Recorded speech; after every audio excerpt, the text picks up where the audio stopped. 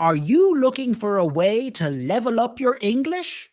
Have you tried reading, but you always get bored or find it too hard? Then you should try to listen to this story. Chapter 1.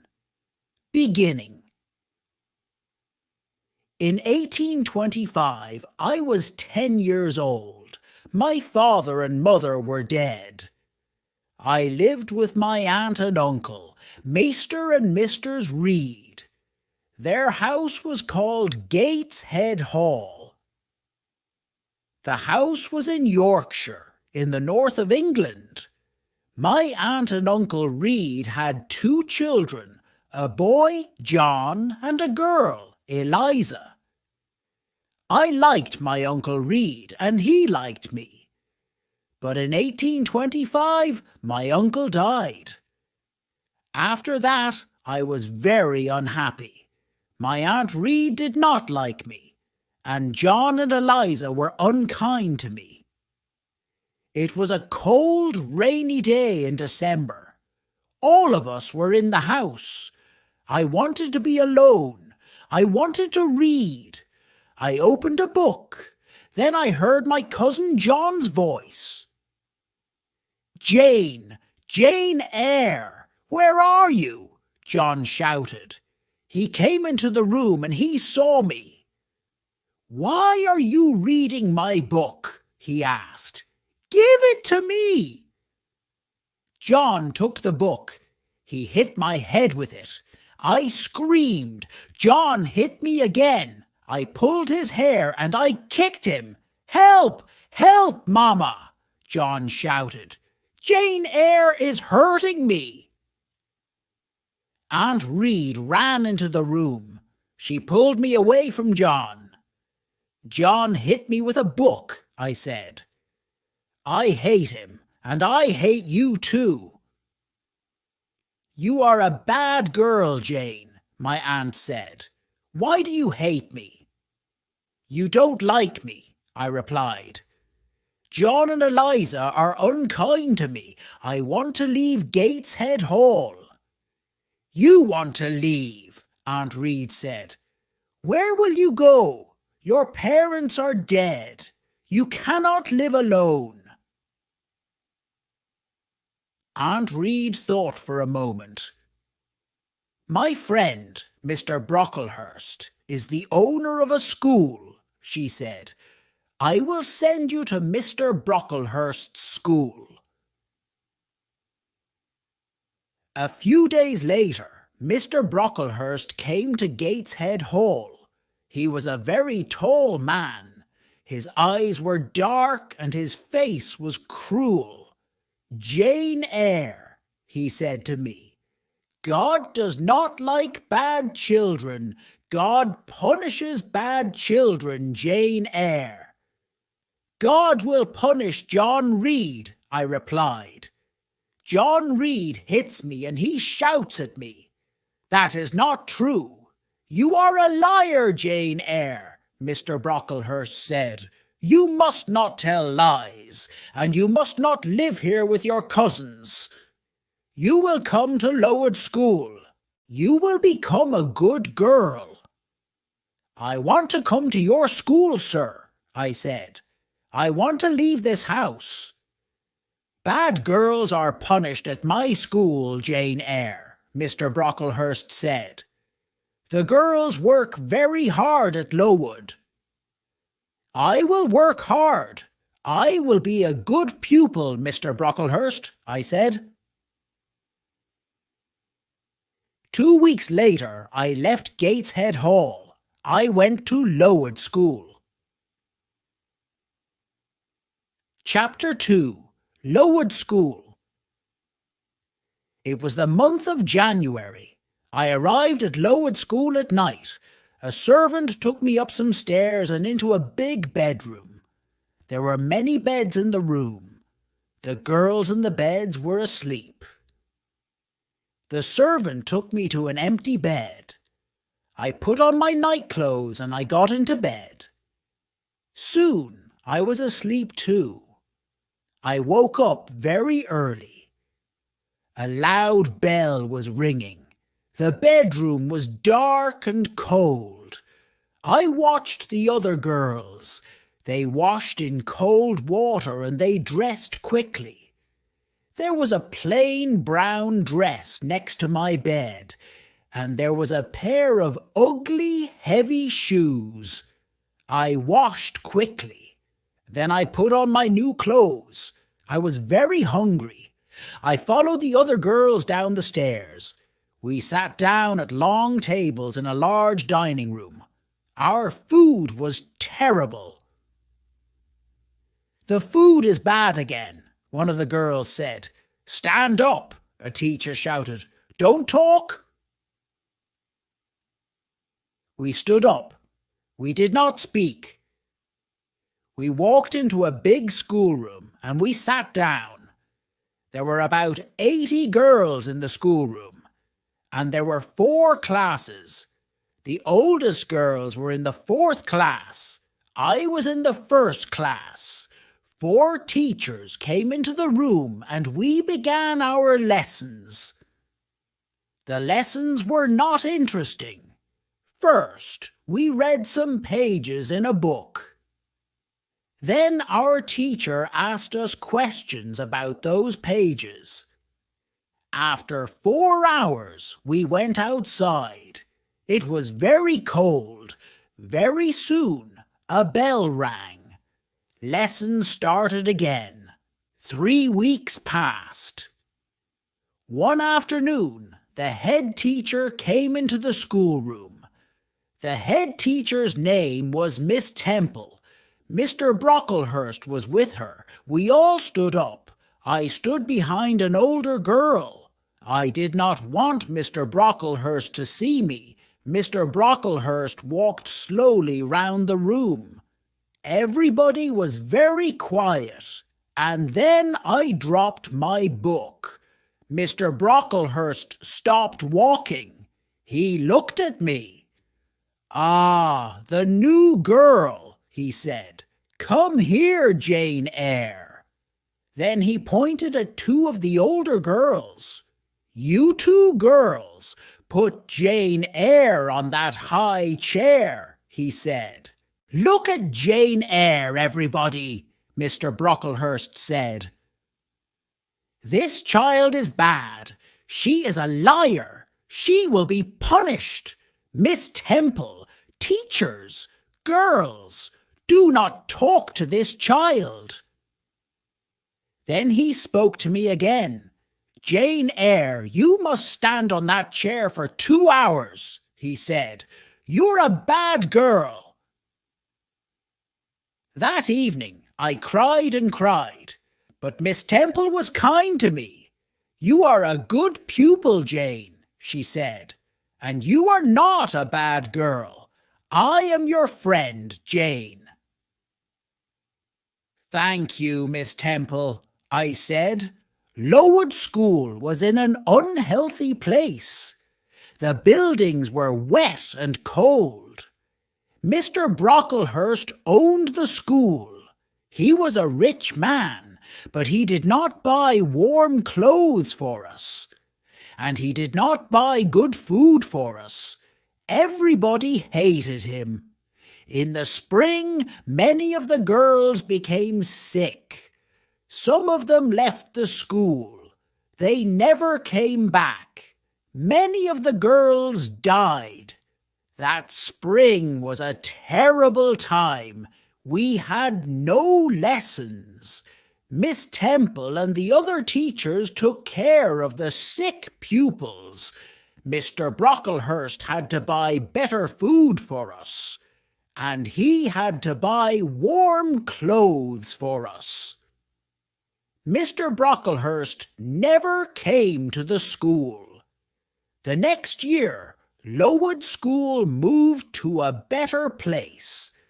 It was a healthier place. There were new schoolrooms, new bedrooms, and a new dining room. The new buildings were bright and clean. The teachers were happy. After that, I was happy at Lowood School too.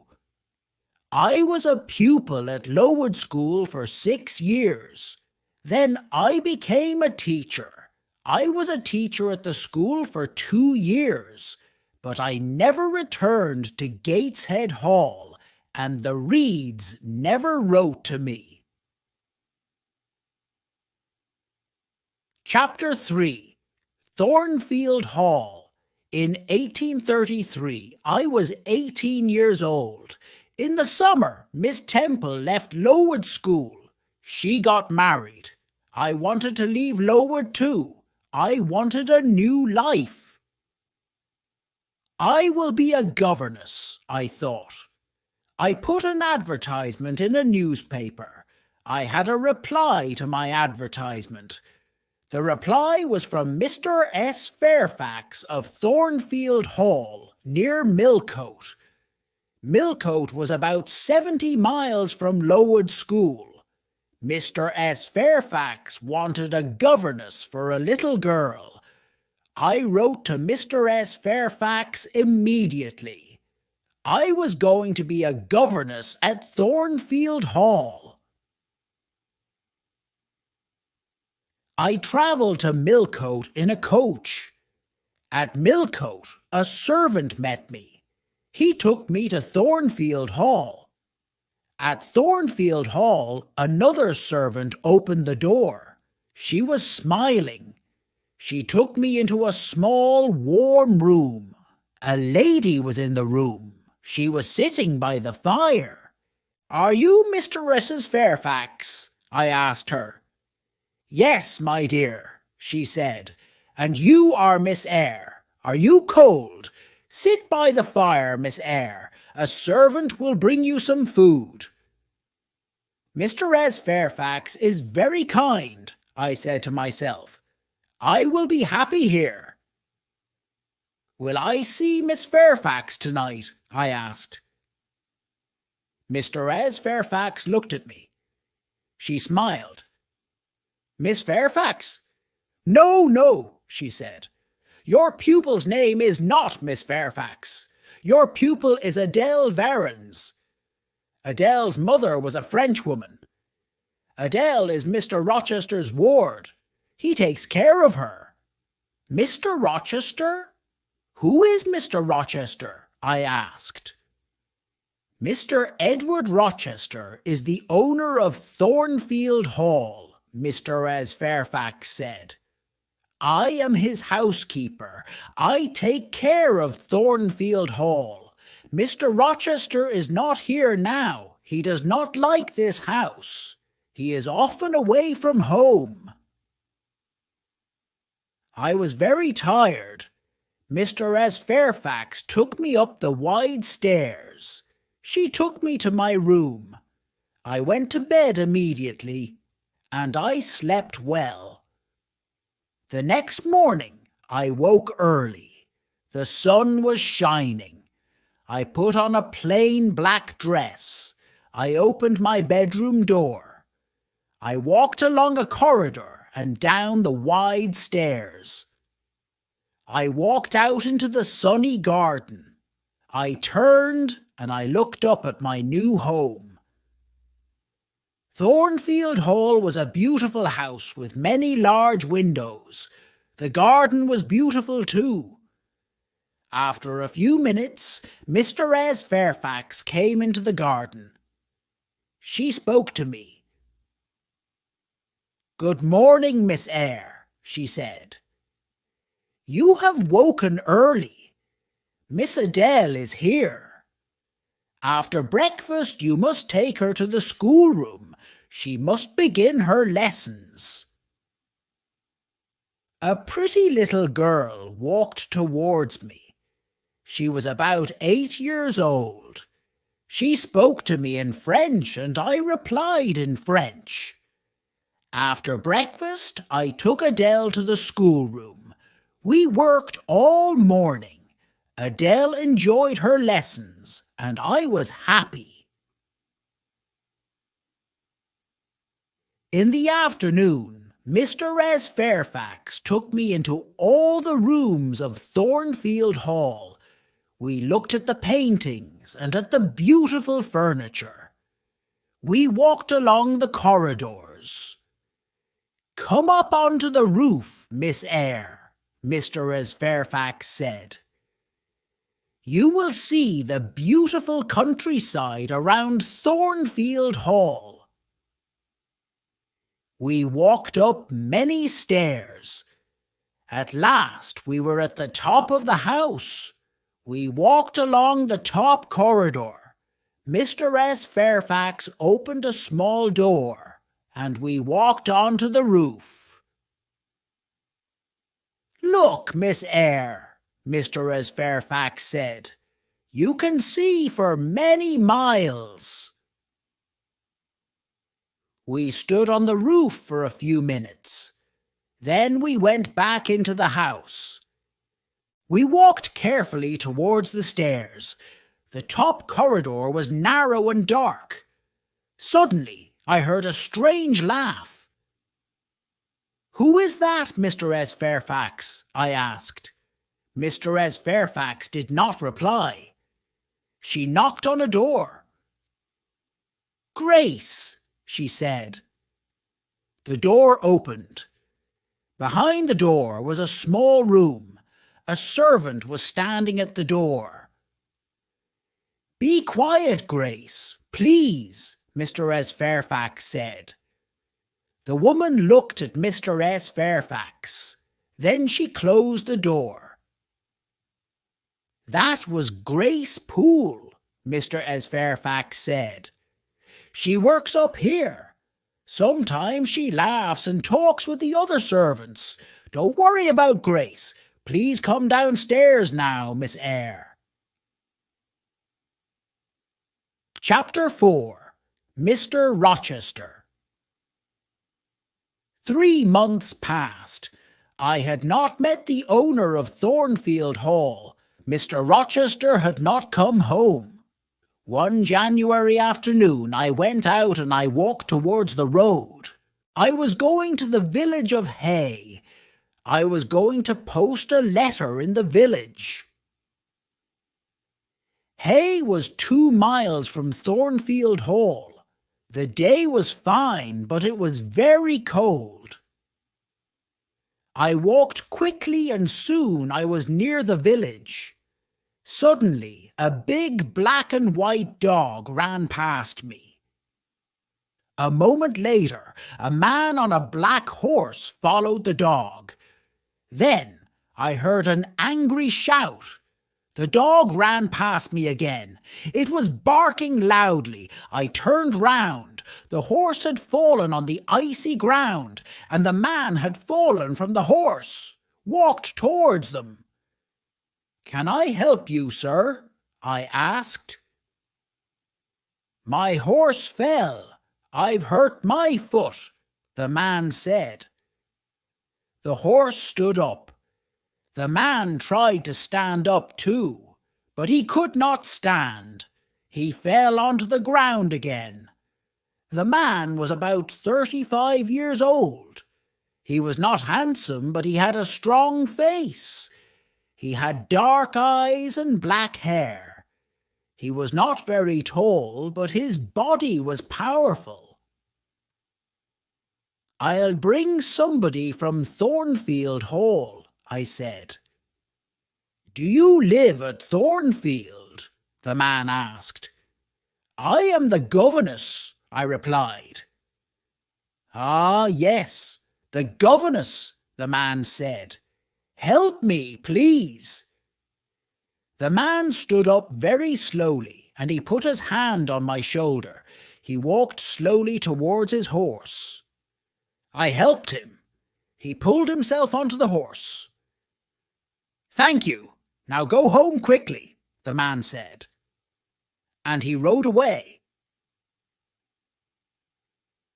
I walked on to the village, and I posted my letter. Then I returned to Thornfield Hall.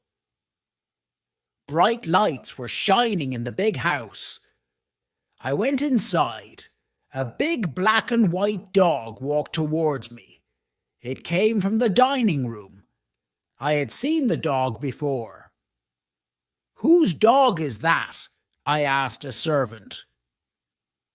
It's Mr. Rochester's dog, the servant replied. Mr. Rochester has come home, but he has hurt his foot. His horse fell on some ice. I smiled. The owner of Thornfield Hall had returned, but I did not see Mr. Rochester again that day. I saw Mr. Rochester the next day. He sent for me in the evening. I put on a clean dress. I brushed my hair carefully. Mr. Rochester was in the large sitting room. He was sitting in a big chair. His right foot was on a small chair. Mr. S. Fairfax and Adele were sitting with him. "Sit by the fire, Miss Eyre," he said. "Where have you come from?" "From Lowood School," I replied. "I was there for 8 years. 8 years, Mr. Rochester said. That is a long time. Who are your parents?" "I have no parents, sir," I answered. "They are dead." "But where is your home, Miss Eyre?" Mr. Rochester asked. "I have no home, sir. I have no family," I said. "Why did you come to Thornfield Hall?" Mr. Rochester asked. "I wanted to leave Lowood, sir," I replied. I put an advertisement in a newspaper. Mr. S. Fairfax replied to my advertisement. "Yes, I did," Mr. S. Fairfax said. "Miss Eyre is a good teacher, Mr. Rochester." Mr. Rochester smiled for the first time. "You are very young, Miss Eyre," he said. "I am 18, sir," I replied. Mr. Rochester smiled again. He did not ask me more questions. After that evening, I did not see Mr. Rochester for a few days. Then, one night, he sent for me again. "Sit near me, Miss Eyre," he said. "Mr. Fairfax will talk to Adele." I sat down quietly, but I did not speak. The fire was very bright. I saw Mr. Rochester's face clearly. I saw his large dark eyes. He was smiling. He was happy. After a minute, Mr. Rochester spoke. "Miss Eyre," he said, "you are looking at me very carefully. Am I a handsome man?" "No, sir," I said. "You speak the truth, Miss Eyre," Mr. Rochester said. "Look at me again. Am I a kind man?" "No, sir," one said again. "You are smiling now, but you are not always kind." "That is true," Mr. Rochester replied. "I have had a difficult life. I have met bad people. I have been a bad person myself. Now Thornfield Hall is my home. But I hate this house. You are very young, Miss Eyre. You cannot understand me." "You are right. I don't understand you, sir," I said. I stood up. "Where are you going?" Mr. Rochester asked. "It is late. Adele must go to bed," I said. "Are you frightened of me, Miss Eyre?" Mr. Rochester asked. "No, sir," I replied. "But you say strange things, sir." Mr. Rochester smiled. "Take Adele to her bedroom now, Miss Eyre," he said. "We will talk again tomorrow." After that night, we talked together many times. Mr. Rochester was an interesting man, but he was a strange man too. I often thought about him. Why does Mr. Rochester hate Thornfield? I asked myself. Thornfield Hall is a beautiful place, but Mr. Rochester is not happy. Chapter 5. Fire. It was March. One night I was in bed, but I was not asleep. The house was quiet. Suddenly I heard a sound in the corridor outside my room. "Who's there?" I said. Nobody answered. Then I heard a strange laugh. I got out of my bed and I went quietly to the door. I listened. I heard another sound. Somebody was walking up the stairs to the top corridor. Then I heard somebody close a door. "Was that Grace Poole?" I said to myself. Yes, it was Grace. Why was she laughing? And why is she walking in the house at night? Is she mad? I must tell Mr. S. Fairfax about this. One will speak to her now. I put on some clothes and I opened the door. There was a candle on the floor outside my room. The candle was burning. There was thick smoke in the corridor. I went into the corridor. I looked around me. The door of Mr. Rochester's bedroom was open, and the smoke was coming from Mr. Rochester's room. I ran into the room. "Wake up, sir!" "What happened, Jane?" "There was a fire, sir. Grace Poole tried to kill you." I sat in a chair by the window. Time passed. At last, Mr. Rochester returned. "Please don't worry, Jane," he said. "Grace Poole is a strange woman, but she won't hurt anybody tonight." I stood up. "Good night, sir," I said. Mr. Rochester held my hand. He looked at me and he smiled. "Thank you, my dear friend," he said. "You saved my life tonight, Jane." "Good night, sir," I said again. I went back to my bed. I was very tired, but at first I could not sleep. Suddenly I understood something. I loved Mr. Rochester. He had smiled at me. He had held my hand. Did he love me? I did not know, but I thought about Mr. Rochester for a long time. I did not see Mr. Rochester the next day. He did not send for me.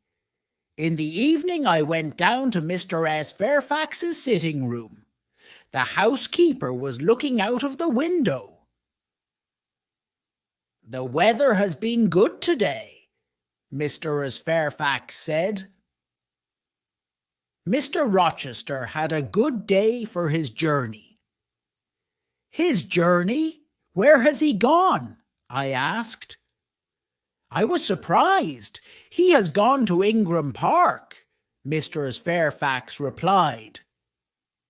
"Mr. Rochester will stay there for a week or more.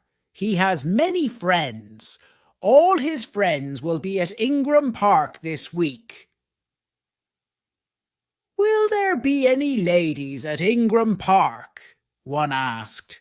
"Yes," Mr. S. Fairfax said. "There will be many ladies there. Miss Blanche Ingram will be there. Mr. Rochester has known her for many years." "Is Miss Ingram beautiful?" I asked. "She is very beautiful," Mr. S. Fairfax said. "Will Mr. Rochester marry her?" I asked. Mr. S. Fairfax smiled. "I don't know, Miss Eyre," she replied. "I don't know." I was very unhappy. I went up to my bedroom. I looked in my mirror. "Jane Eyre," I said to myself, "you are not pretty, and you are poor. Mr. Rochester will never marry you. He will marry Miss Blanche Ingram. She is a rich lady. You are a poor governess. Forget Mr. Rochester, Jane Eyre. Forget him. Chapter 6. Guests at Thornfield Hall. 2 weeks later, a letter arrived for Mr. S. Fairfax. Mr. Rochester will return on Thursday, Mr. S. Fairfax said. Some of his friends will come here with him. There will be many guests at Thornfield Hall. On Thursday evening, Mr. S. Fairfax, Adele and I were in Adele's bedroom. Mr. S. Fairfax was looking out of the window. The guests are arriving now. Mr. S. Fairfax said. I went to the window and I looked out. There were 3 carriages. 2 people were riding horses. Mr. Rochester was riding his big black horse. A beautiful young woman was riding a white horse. Mr. S. Fairfax pointed to the young woman. That is Miss Ingram, the housekeeper said. Then she went downstairs. Adele wanted to go downstairs too. No, Adele, I said. We cannot go downstairs tonight. Mr. Rochester is talking to his guests. The next day, Mr. S. Fairfax came into the schoolroom. Mr. Rochester wants you to meet his guests tonight, Miss Eyre, she said. Adele must meet them too. Later, Adele and I went quietly into the sitting room, and soon 8 ladies came into the room. One of them was tall, dark, and very beautiful. She was Blanche Ingram. Adele ran towards her. Good evening, beautiful lady, she said in French. What a pretty little girl, Blanche Ingram said. Miss Ingram spoke to the other ladies, and she spoke to Adele.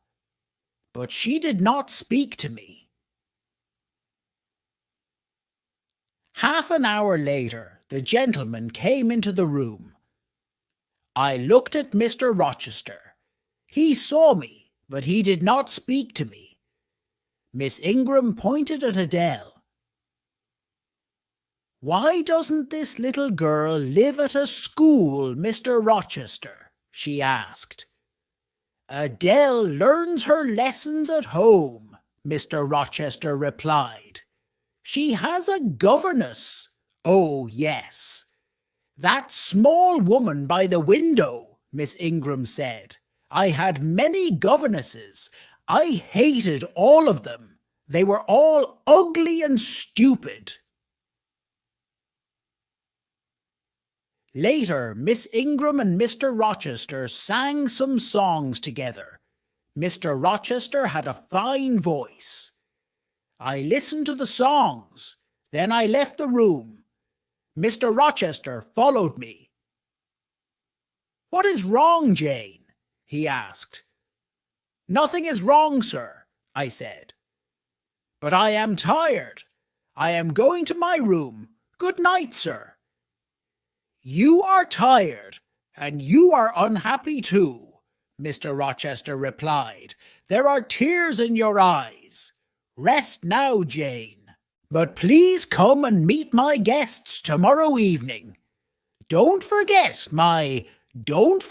Jane. The guests stayed at Thornfield Hall for 2 weeks. Every evening I went to the sitting room with Adele. Nobody spoke to me. Mr. Rochester and Miss Ingram were always together. One afternoon, Mr. Rochester went to Millcote.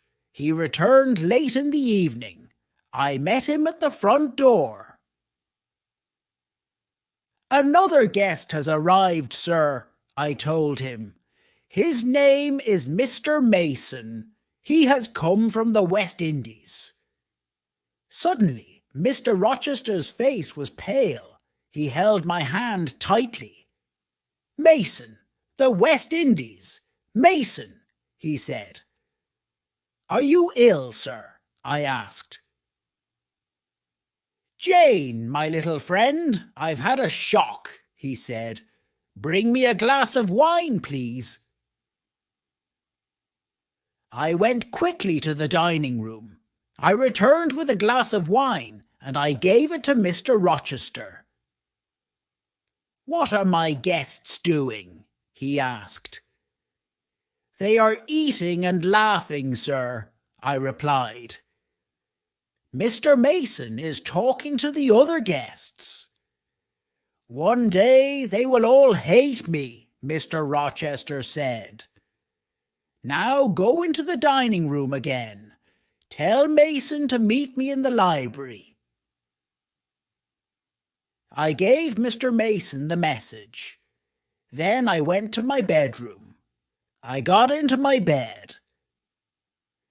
Later, I heard Mr. Rochester coming up the stairs with Mr. Mason.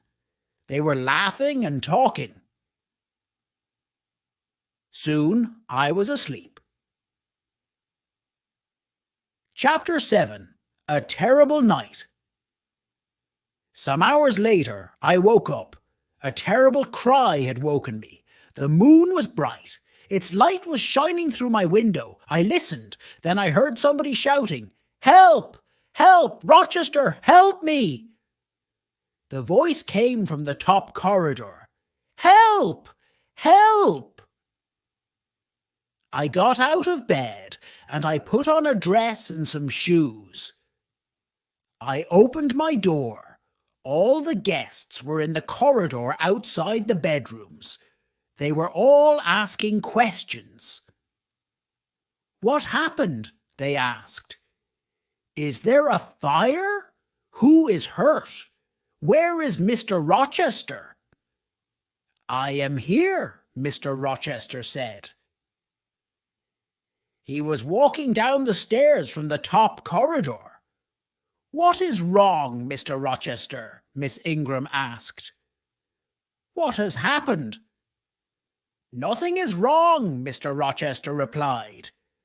"One of the servants has had a bad dream. Go back to bed." I went back to my room, but something was wrong. I did not get into my bed. I waited. Soon somebody knocked on my door. I opened the door. Mr. Rochester was standing in the corridor. "Jane, follow me. Do not make a sound," Mr. Rochester said. We went up to the top corridor. Mr. Rochester unlocked a door and we went inside a room. Mr. Mason was sitting on a chair in the room. His face was pale and his shirt was covered with blood. Then I heard a terrible laugh. The sound came from the next room. Grace Poole is a mad woman, I thought. Why does Mr. Rochester have a mad servant? Mr. Rochester spoke quietly to Mr. Mason. "I am going to bring a doctor, Richard," he said. Then he spoke to me. "Stay here, Jane. Wash Mr. Mason's arm, but do not speak to him." Mr. Rochester left the room. I washed Mr. Mason's arm.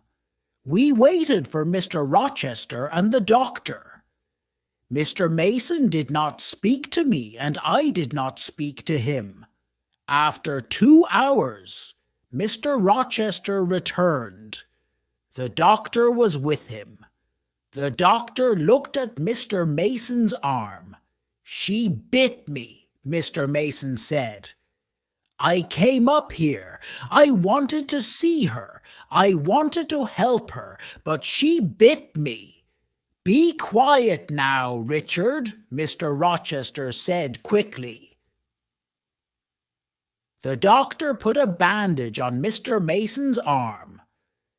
Mr. Rochester put Mr. Mason's coat round the injured man's shoulders. Then he spoke to me again. Run downstairs, Jane. Unlock the small door at the side of the house, he said. We will follow you. I went quickly downstairs and I opened the door. Outside the door, a servant was waiting with a carriage.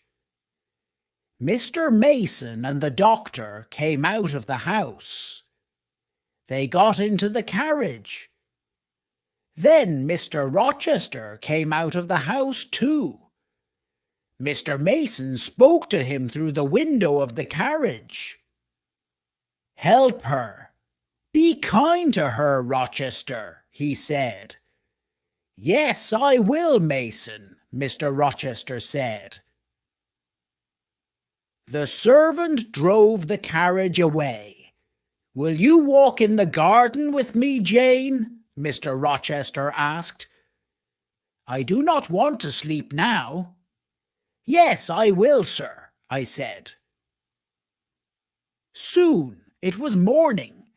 The birds were beginning to sing. The flowers had a sweet smell. It has been a strange night, Jane, Mr. Rochester said. Were you frightened? I am frightened of Grace Poole, I said.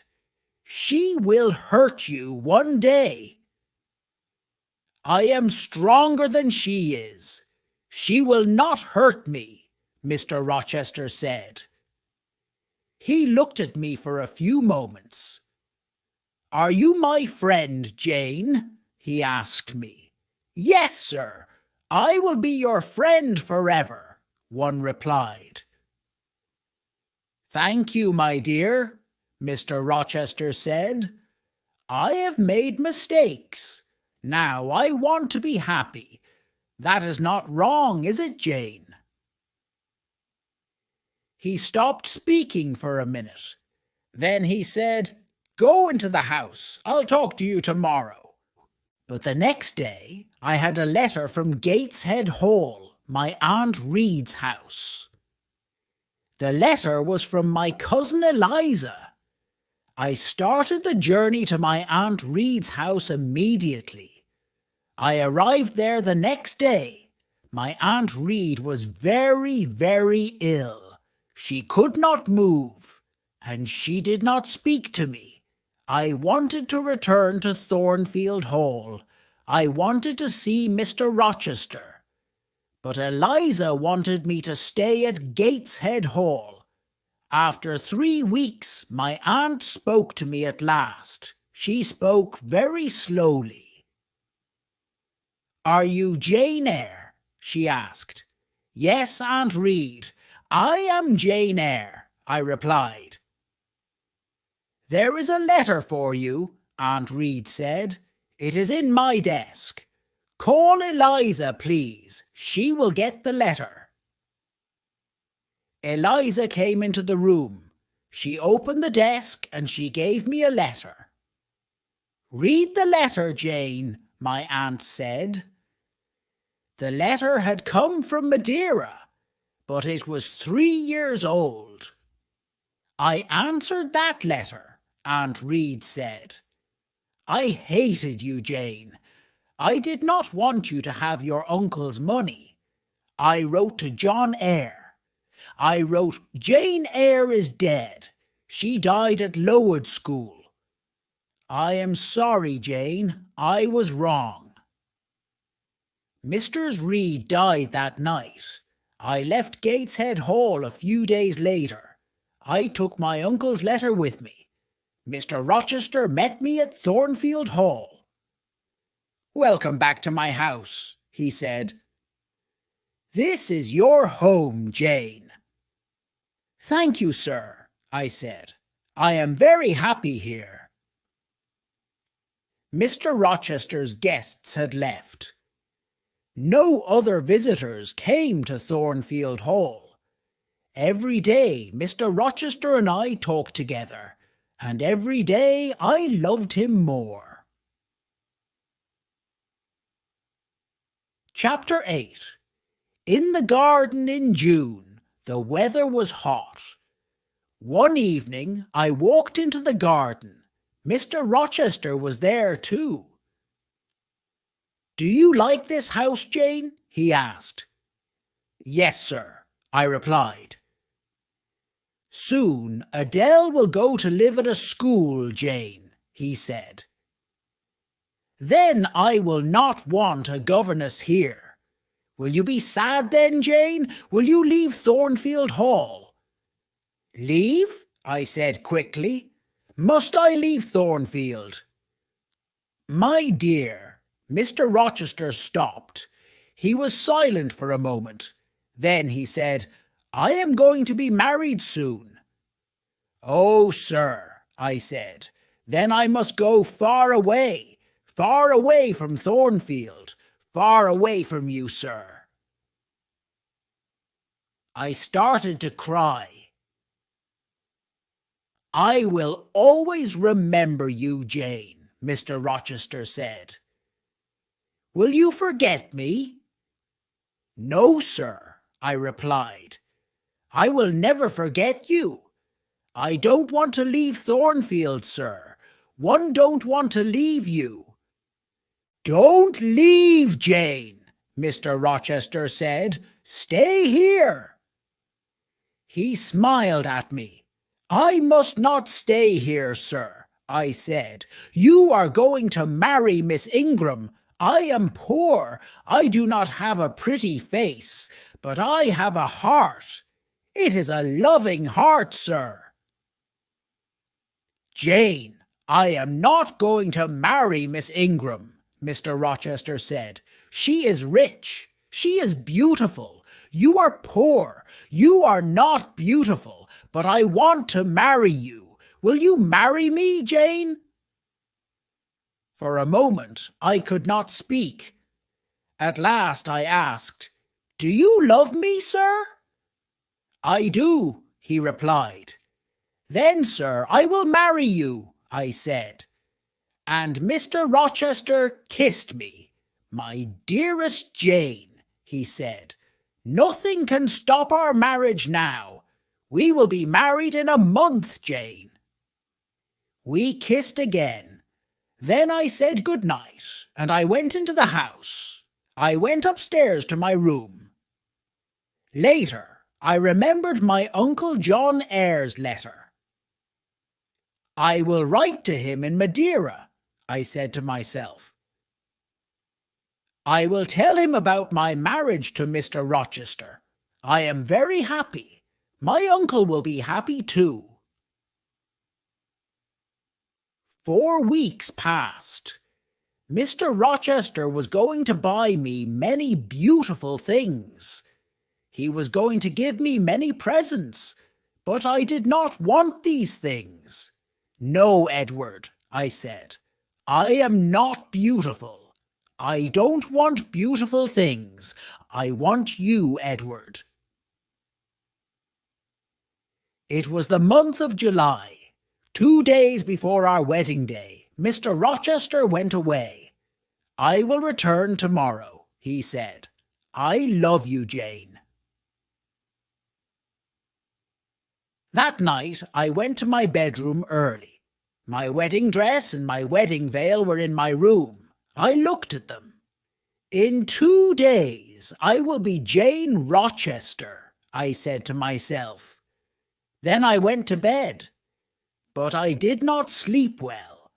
The next day Mr. Rochester returned. He looked at me carefully. "What is wrong, Jane?" he asked.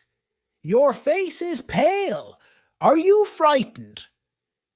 "I had a very strange dream last night," I said. "It was a dream about this house. But in my dream, Thornfield Hall had no roof. The walls were burnt. They were black. In my dream, I tried to find you, but you were not in the house." "Are you afraid of a dream, Jane?" Mr. Rochester asked. "No, Edward," I replied. "But I woke up from my dream. There was a woman in my room. She was tall and heavy. She had long black hair. The woman was holding a candle, I said. She put the candle by my mirror. She put my wedding veil over her head, and she looked in the mirror. Then I saw her face. It was a strange, terrible face, Edward, I said. Suddenly, the woman tore my veil into 2 pieces. She threw the pieces on the floor. What happened next? Mr. Rochester asked. The woman held her candle near my face, I replied. She looked at me and she laughed. Then she went away. This happened in your dream, Jane, Mr. Rochester said. It did not happen in my dream, Edward, I said. This morning my wedding veil was on the floor of my room. It was torn. It was in 2 pieces. But the woman did not hurt you, Jane, Mr. Rochester said. Sleep in Adele's room tonight, my dear. You will have no more bad dreams. Chapter 9. Mr. Rochester's Wife. It was our wedding day. We were going to be married in a church near Thornfield Hall. After the marriage, we were going to travel to London. I got up early. I put on my wedding dress and I went downstairs. Mr. Rochester was waiting for me. At 8 o'clock, we walked together to the church. The clergyman was standing by the door of the church. There were 2 other people inside the church, 2 men. They were sitting in a dark corner. I could not see them very well. The clergyman started to speak. At every marriage, the clergyman asks an important question. He asks the people in the church, "Is there a problem about this marriage?" The clergyman spoke loudly. He asked this question, and he waited. There was silence for a moment. And then one of the men in the dark corner stood up. He spoke loudly. "There is a problem. These 2 people must not be married," he said. "There is not a problem," Mr. Rochester said to the clergyman. "Please go on with the marriage." "No, I cannot go on with the marriage," the clergyman replied. He spoke to the man in the corner. "What is the problem, sir?" he asked. Mr. Rochester turned and looked at the man. "Who are you? What do you know about me?" he asked angrily. "My name is Briggs, sir. I am a lawyer," the man replied. "I know many things about you. 15 years ago, you were married in the West Indies. Your wife's name is Bertha Mason. She is alive. She lives at Thornfield Hall." "How do you know that?" Mr. Rochester shouted. The other man in the dark corner stood up. He walked towards us. It was Richard Mason. "Bertha Mason is my sister," he said. "I saw her at Thornfield Hall in April." Mr. Rochester's face was pale. For a minute he was silent. Then he spoke quietly. "It is true," he said. "My wife is living at Thornfield Hall. She is mad. Come to the house, all of you. Come and see Mr. S. Rochester. Come and see the mad woman." We all left the church. Nobody spoke. At Thornfield, Mr. S. Fairfax and Adele were waiting for us. They were smiling happily. "Nobody will be happy today," Mr. Rochester said. "We are not married." Briggs, Mr. Mason, the clergyman, and I followed Mr. Rochester. We followed him up the stairs. He took us to the top corridor. He unlocked a door, and we went into a small room. I had seen this room before. We walked through the room to another door. Mr. Rochester unlocked this door, and we saw a larger room. Grace Poole was sitting in the room. But another woman was there too. She was tall and heavy. Her dark hair was in front of her face. The woman turned and looked at us. I knew that terrible, mad face. I had seen it in my bedroom 2 nights before. The mad woman saw Mr. Rochester. She screamed and she ran towards him. "Be careful, sir," Grace Poole said. The mad woman was very strong. She screamed and she hit Mr. Rochester, but Mr. Rochester held her arms. "This woman is my wife," Mr. Rochester said angrily. "I wanted to forget about her. I wanted to marry this young girl, Jane Eyre. Was I wrong?" He was silent for a few moments. Then he spoke quietly.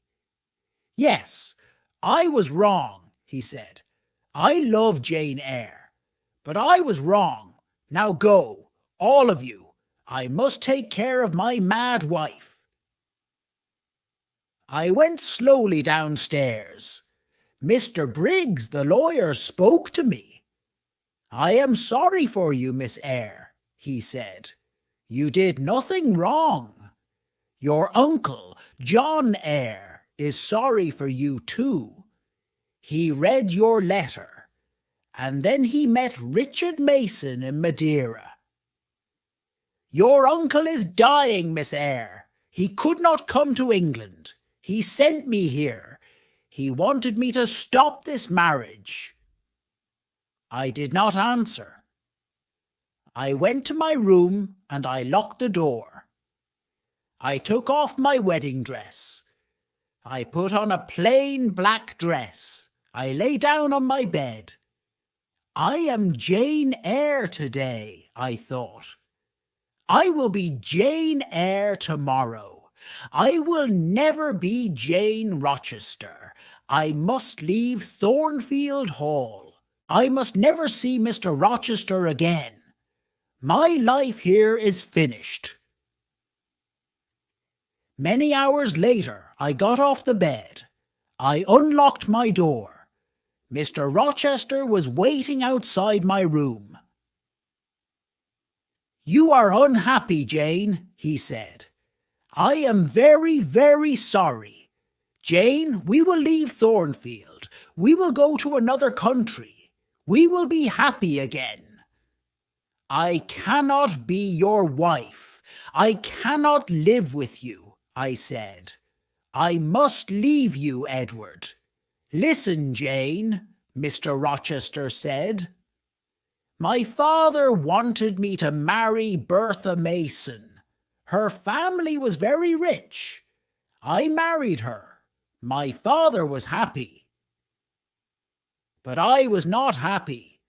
Bertha was mad, and she was a bad woman.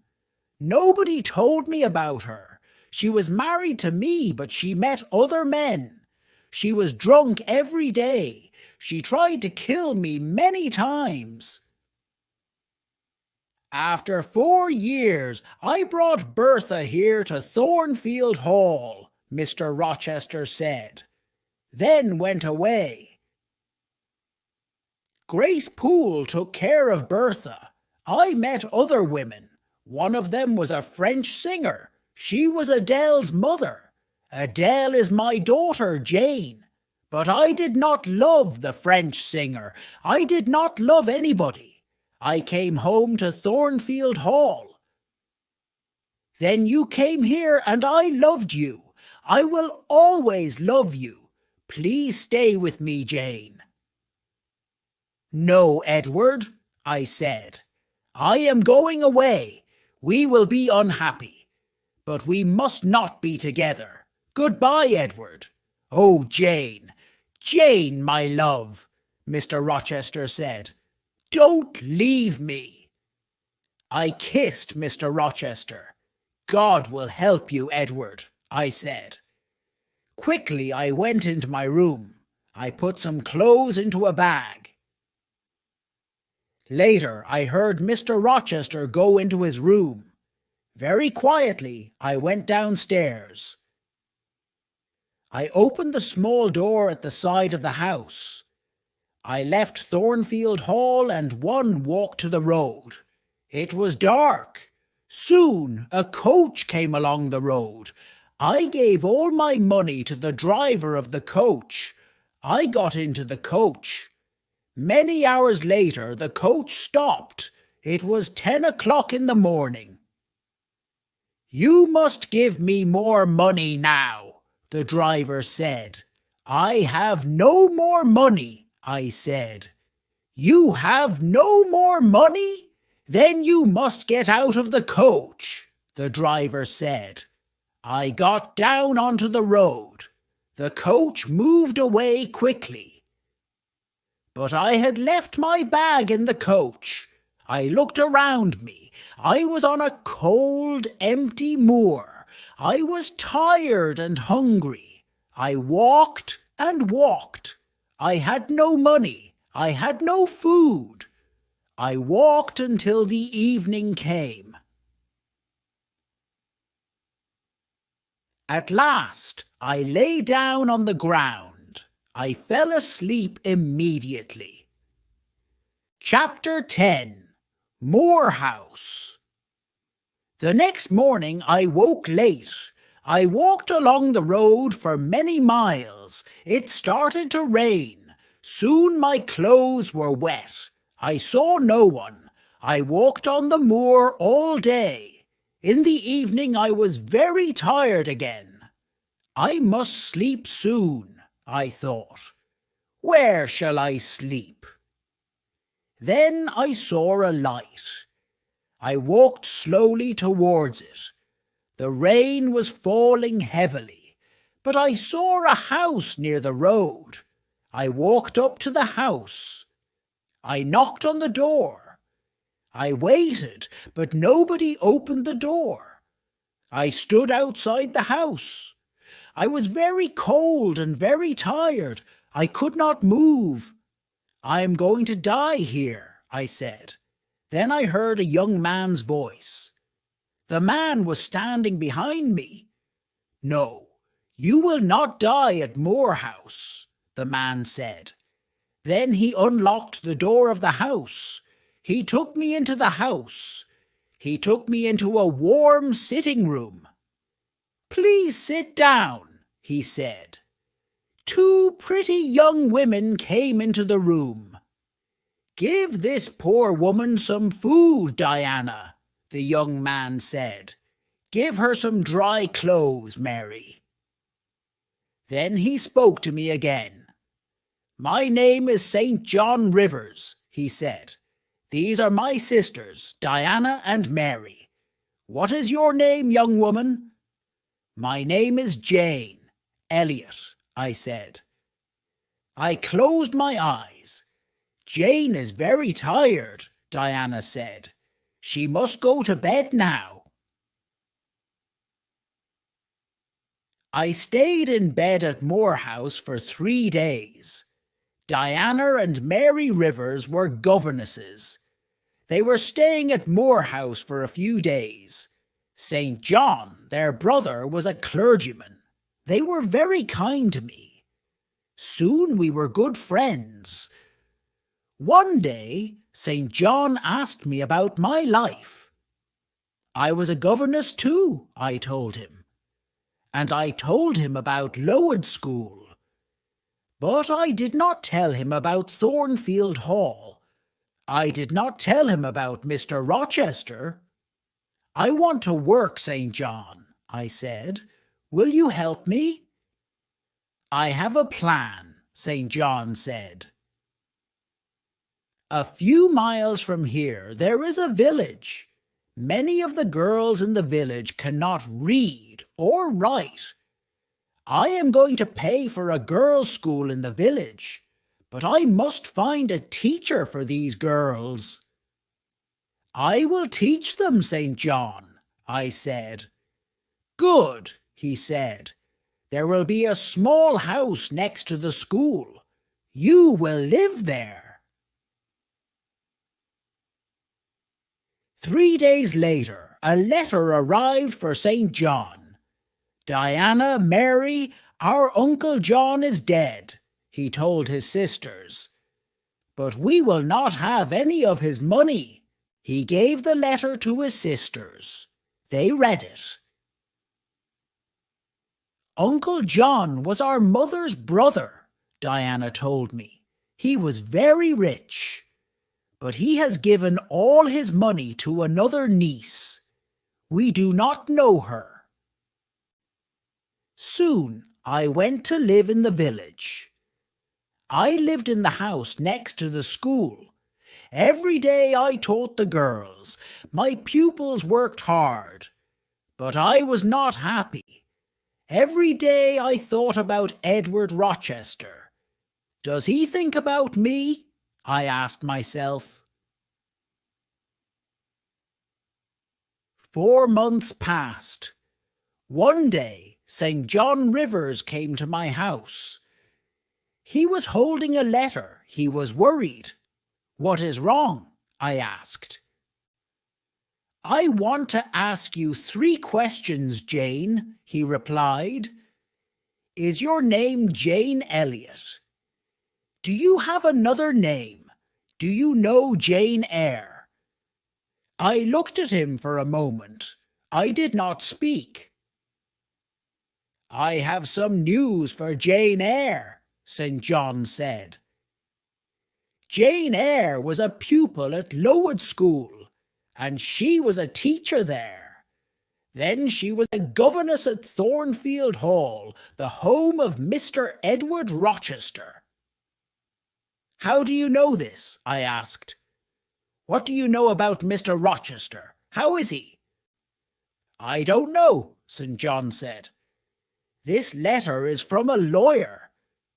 The lawyer tells a story about Mr. Rochester. Mr. Rochester had a mad wife, but he tried to marry Jane Eyre. She left Thornfield. Now this lawyer, Mr. Briggs, is trying to find her. I will tell you the truth, St. John, I said. My name is not Jane Elliot. My name is Jane Eyre, and I was a governess at Thornfield Hall. I know Mr. Rochester. Did Mr. Briggs write anything about Mr. Rochester? No.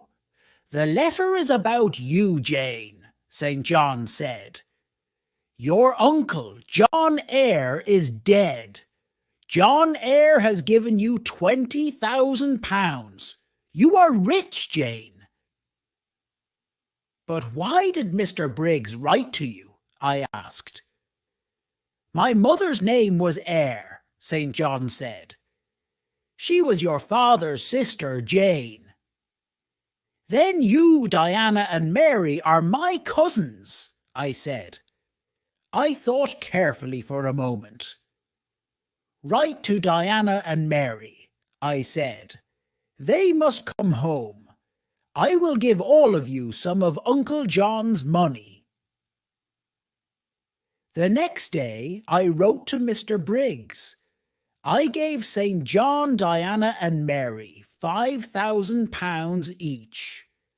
I wrote to Mr. S. Fairfax too, but she did not reply. 6 months passed. I heard nothing from Thornfield Hall. I heard nothing about Mr. Rochester.